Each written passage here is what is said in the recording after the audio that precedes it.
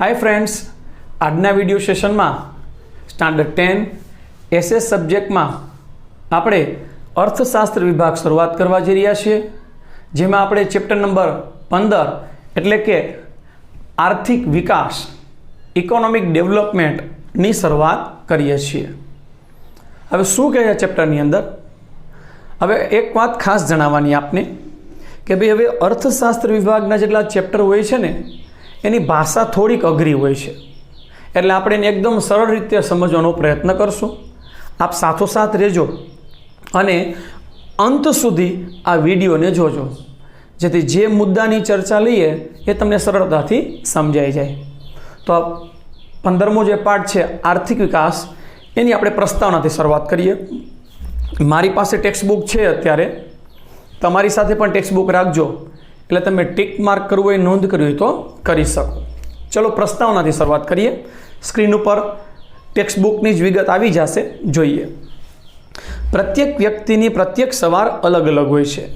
કેટલાક લોકો ભૌતિક સુખ સુવિધાથી ભરપૂર જીવન જીવે છે, પરંતુ વિશ્વની મોટા ભાગની વસ્તી જીવન અસ્તિત્વ ટકાવી રાખવા સંઘર્ષ કરતી જોવા મળે છે। આ ગરીબ તરીકે ઓળખાતા લોકો માટે ભૌતિક સુખ સુવિધા કે આરામ એ કલ્પનાનો વિષય છે। जी हाँ, આપણા બધાની જ વાત કરીએ એમ કહેવા માગે છે તો કે રોજની સવાર એ દરેક વ્યક્તિઓ માટે અલગ અલગ હોય છે। કોઈ ગરીબ વ્યક્તિ હોય, કોઈ મધ્યમ વર્ગની આવક ધરાવતો વ્યક્તિ હોય કે કોઈ ઉચ્ચ આવક ધરાવતો વ્યક્તિ હોય, એ બધા વ્યક્તિઓની સવાર જુદી જુદી હોય છે, કારણ કે આવકની દ્રષ્ટિએ, સુવિધાની દ્રષ્ટિએ બધાનું જીવન અલગ અલગ હોય છે। હા, આપણે બધા રોજ આપણી જીવન જરૂરિયાત પૂરી કરવાના પ્રયત્ન કરતા હોઈએ છીએ। આવી પરિસ્થિતિ શું કામ ઉદ્ભવે છે, કેવી રીતે ઉદ્ભવે છે, આ પરિસ્થિતિમાંથી બહાર કેવી રીતે નીકળવું, એવા કેટલાક પ્રશ્નો છે। તો એની વિશે આપણને આ ચેપ્ટરમાં થોડીક માહિતી આપશે। તો ચાલો ત્યારબાદ આ પાઠનો સૌથી પહેલો મેઇન પોઈન્ટ લઈએ।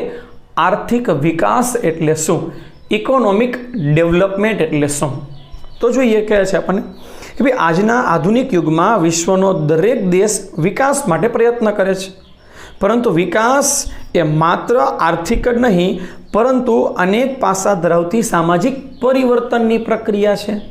જોઈ શું કીધું કે ભાઈ વિકાસ તમે કહો છો કે માત્ર વ્યક્તિનો પૈસાની દ્રષ્ટિએ, આર્થિક દ્રષ્ટિએ જ વિકાસ છે, એ માપી શકાતું નથી।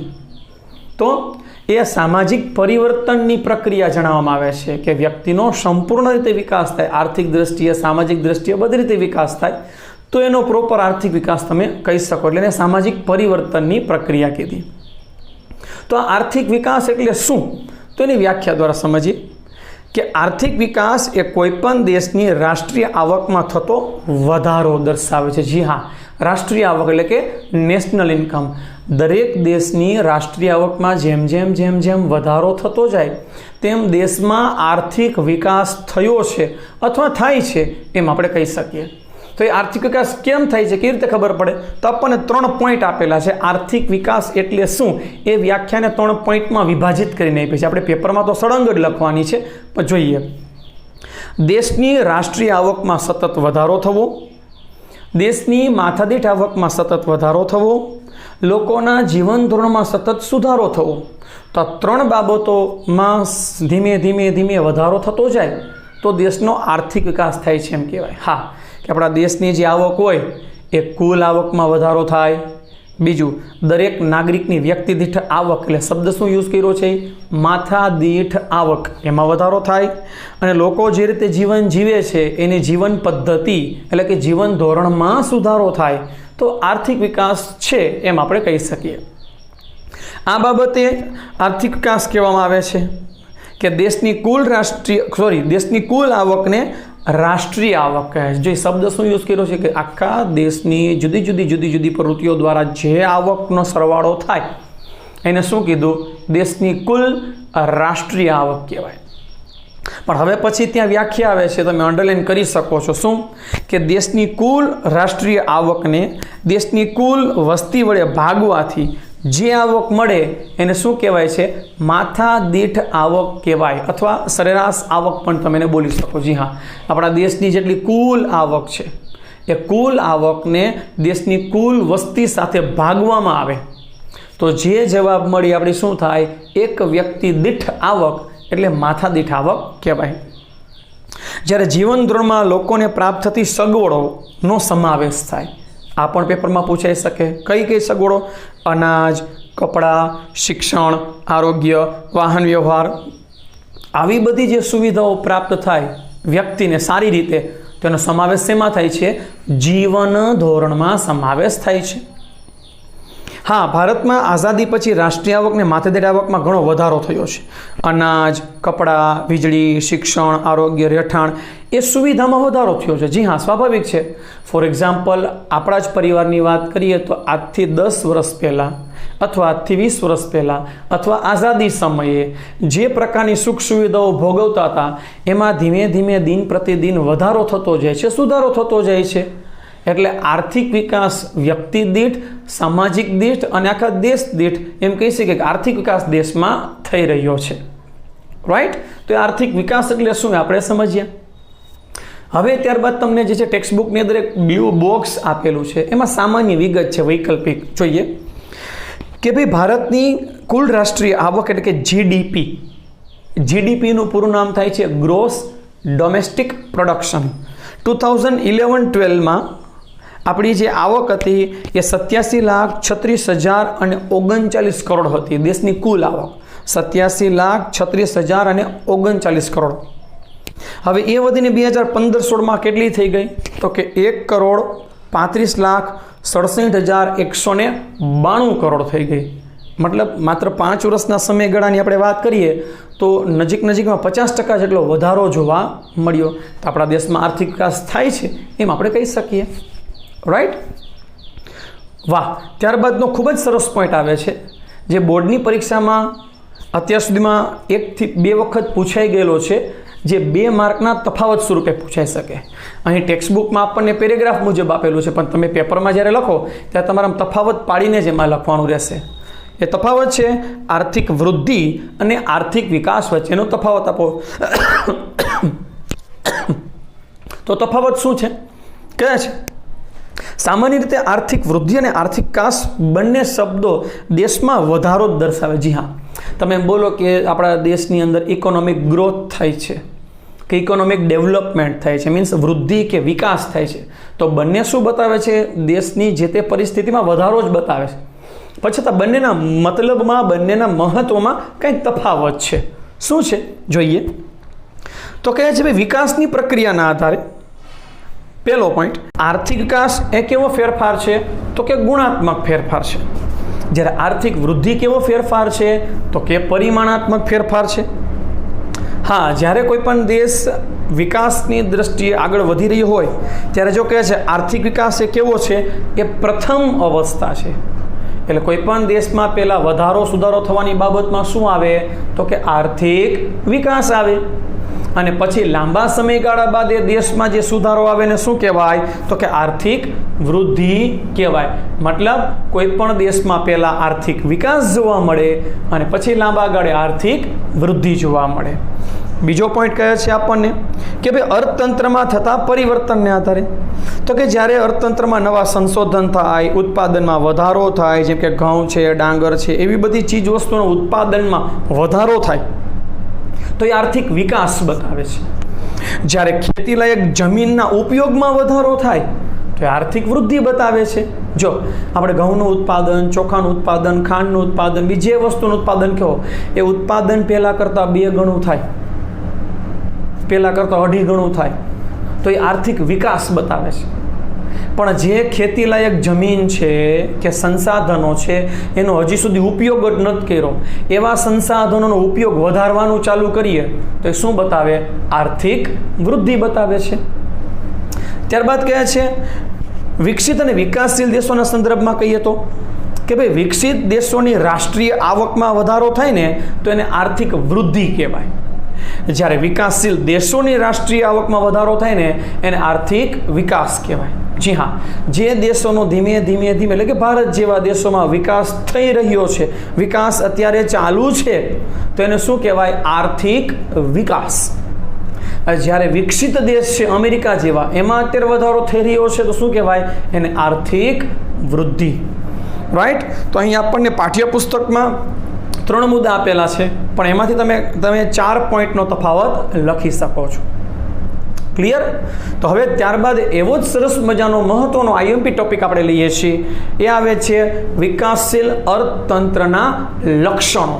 યાદ રાખજો ફ્રેન્ડ્સ, પેપરમાં આમાંથી વૈકલ્પિક વિગત કે તમને 2 ગુણમાં કંઈ પણ પૂછવામાં, 3 ગુણમાં પૂછવામાં મોસ્ટ આઈએમપી મુદ્દો કહી શકીએ એવો સરસ મજાનો પોઈન્ટ છે કે ભાઈ વિકાસશીલ અર્થતંત્રના લક્ષણો કયા છે. તો પહેલામાં જ મને એક સામાન્ય વ્યાખ્યા રૂપે આપે છે, બહુ આઈએમપી પેપરમાં પૂછાઈ ગયેલું છે. જોઈએ કે ભાઈ વિકસિત અર્થતંત્ર અને વિકાસશીલ અર્થતંત્ર માથાદીઠ આવકના આધારે અલગ પાડવામાં આવે છે. જી હા, કોઈ વિકસિત દેશ હોય કે વિકાસશીલ દેશ હોય, એ બંને વચ્ચે ભેદ શેના દ્વારા માપી શકાય? તો કહે છે માથાદીઠ આવક દ્વારા એનો ભેદ માપી શકાય.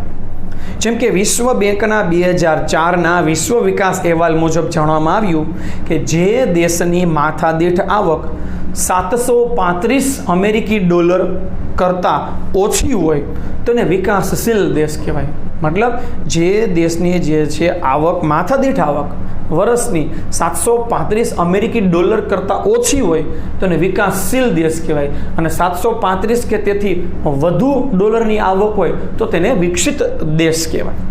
તો આ સંદર્ભમાં વિકાસશીલ દેશોના લક્ષણો કોને કહેવાય? કયું અર્થતંત્ર સતત વિકાસમાન છે, જેનો વિકાસ ચાલુ છે, એવું વિકાસમાન અર્થતંત્રના લક્ષણો કયા કહેવાય? તો એમાં આપણને મુદ્દા આપેલા છે બહુ સરસ મજાના. પહેલો પોઈન્ટ આવે છે નીચી માથાદીઠ આવક. સ્ક્રીનમાં એ મુદ્દા તમારી માટે આવી ગયા છે, ખાસ ધ્યાન આપજો કે વિકાસશીલ દેશોની રાષ્ટ્રીય આવક નીચી જોવા મળે, જ્યારે વસ્તી વૃદ્ધિનો દર વધુ હોવાથી માથાદીઠ આવક નીચી રહે છે અને જીવન ધોરણ પણ નીચું રહે છે.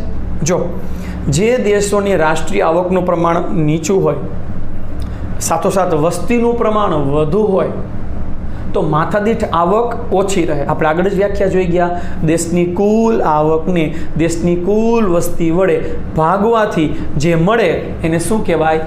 માથાદીઠ આવક કહેવાય. તો એ કીધું કે ભાઈ રાષ્ટ્રીય આવક ઓછી છે, વસ્તીનું સ્તર વધારે છે, એટલે માથાદીઠ આવક નીચી રહે છે, એનું એક લક્ષણ કહી શકાય.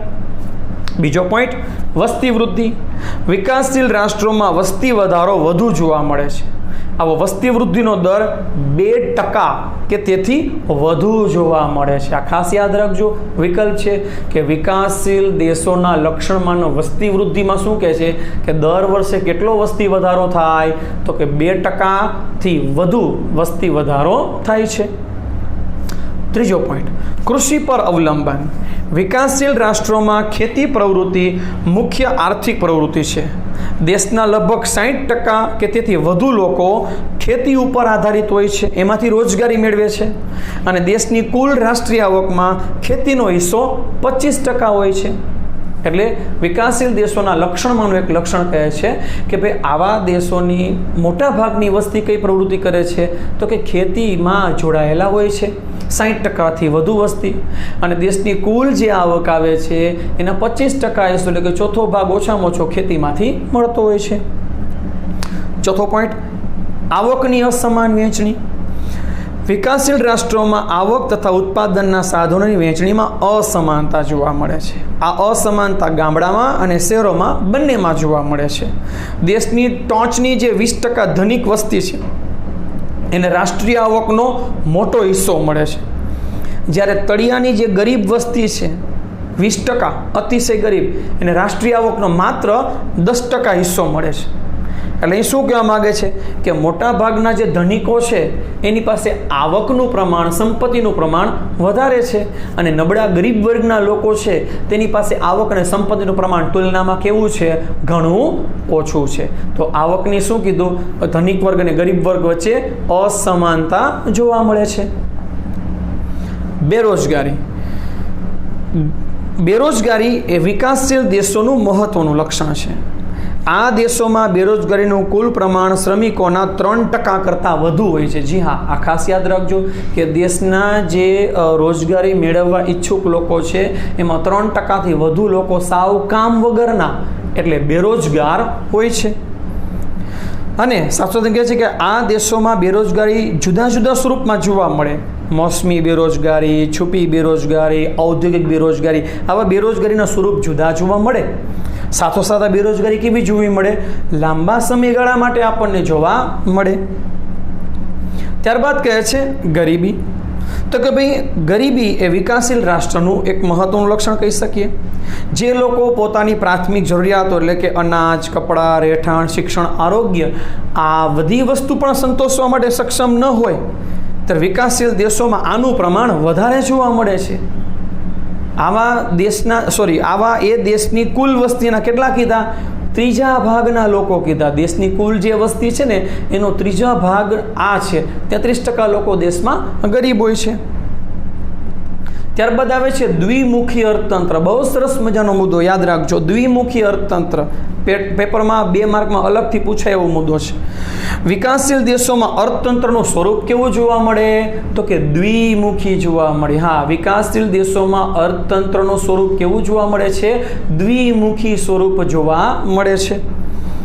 એક બાજુ ગ્રામ્ય વિસ્તારમાં પછાત પદ્ધતિ, ખેતી પદ્ધતિ, જૂની પુરાણી યંત્ર સામગ્રી હોય, રૂઢિચુસ્ત માળખું હોય, ઓછું ઉત્પાદન હોય, જ્યારે બીજી બાજુ શહેરી વિસ્તારમાં આધુનિક ઉદ્યોગો, નવી પદ્ધતિ, આધુનિક યંત્રો હોય છે. મતલબ દ્વિમુખી એટલે કે ડ્યુઅલ ઇકોનોમી. જ્યાં એક બાજુ દેશમાં તમને જૂની પુરાણી પદ્ધતિ જોવા મળે, જ્યારે બીજી બાજુ તમને આધુનિક નવી પદ્ધતિ પણ જોવા મળે છે. કે જે એક બાજુ ગામડામાં હજુ પણ બળદગાડાનો ઉપયોગ થતો હોય છે, જ્યારે એક બાજુ શહેરોમાં આધુનિક યંત્રો દ્વારા પણ ઉપયોગ થતો હોય છે. તો આ બંને પદ્ધતિ, જૂની અને નવી પદ્ધતિ જોવા મળે એવા અર્થતંત્રને કેવું કીધું? દ્વિમુખી અર્થતંત્ર. ત્યારબાદ આવે છે પાયાની અપર્યાપ્ત સેવાઓ. કે ભાઈ વિકાસ માટે જરૂરી એવી પાયાની જે સેવાઓ છે, જેમ કે શિક્ષણ, વાહન વ્યવહાર, સંદેશા વ્યવહાર, વીજળી, આરોગ્ય, બેન્કિંગ, આ બધી સેવાઓનો વિકાસ દેશમાં ઘણો ઓછો હોય છે. આ વિકાસશીલ દેશનું એક લક્ષણ છે. આ બધી પાયાની આંતરમાળખાકીય સુવિધા કહેવાય. વાહન વ્યવહાર, રસ્તા વ્યવહાર, આરોગ્ય, શિક્ષણ, આ બધાનો વિકાસ ઓછો હોય તો એ પણ એક વિકાસશીલ દેશનું લક્ષણ છે. ત્યારબાદ કહે છે આંતરરાષ્ટ્રીય વ્યાપારનું સ્વરૂપ. કે ભાઈ વિકાસશીલ દેશોમાં વિદેશ વ્યાપારનું સ્વરૂપ અને માળખું અલગ અલગ જોવા મળે. મુખ્યત્વે કૃષિ પેદાશો, બાગ બગીચા, કાચી ધાતુનો નિકાસ કરતા હોય છે. મતલબ ખેત પેદાશોને લગતી વસ્તુનું નિકાસ વિદેશમાં કરતા હોય. પણ જ્યારે આવી વસ્તુની માંગ વિદેશમાં કેવી હોય છે? ઓછી હોય છે. એટલે વિદેશમાંથી લોકોની વિદેશી ઊંડિયામણ આવક કેવી પ્રાપ્ત થાય? ઓછી પ્રાપ્ત થાય. નિકાસ કમાણી કેવી પ્રાપ્ત થાય? ઓછી પ્રાપ્ત થાય. કારણ કે ત્યાં તો યંત્ર સામગ્રીની બધી માંગ હોય છે. જ્યારે આવા દેશો બીજા દેશોમાંથી આયાત કરે છે મોંઘી કિંમતી વસ્તુઓ, એટલે દેશનું ઊંડિયામણ જે છે વિદેશમાં જાય છે. એટલે દેશ માટે શું થઈ જાય? વિદેશી દેવું વધી જાય છે. જો કીધું કે ભાઈ ઔદ્યોગિક પેદાશો, યંત્ર સામગ્રીની આયાત કરે છે, જેથી દેશના વિદેશ વ્યાપારની શરતોને તે પ્રતિકૂળ રહે છે. એટલે દેશને જે છે વિદેશી દેવું વધી જાય છે. તો આમ ઉપર મુજબના જો લક્ષણો જોવા મળે તો એને વિકાસશીલ અર્થતંત્ર કહેવામાં આવે. તો ભારતમાં પણ આવા લક્ષણો જોવા મળે છે. એટલે ભારતનું અર્થતંત્ર પણ કેવું છે? વિકાસશીલ અર્થતંત્ર છે. રાઈટ ફ્રેન્ડ્સ, તો આજના લેક્ચરની અંદર આપણે આર્થિક વિકાસ એટલે શું સમજ્યા, પછી આર્થિક વૃદ્ધિ અને વિકાસનો તફાવત સમજ્યા, પછી વિકાસશીલ અર્થતંત્રના લક્ષણો જે મોટો મુદ્દો છે એ પણ આપણે સમજ્યા, જે તમારી પરીક્ષા માટે અતિશય આઈએમપી છે. રાઈટ ફ્રેન્ડ્સ, તો ફરી પાછું નેક્સ્ટ લેક્ચરમાં આપણે આ જ ચેપ્ટરના એક નવા મુદ્દા સાથે મળીશું.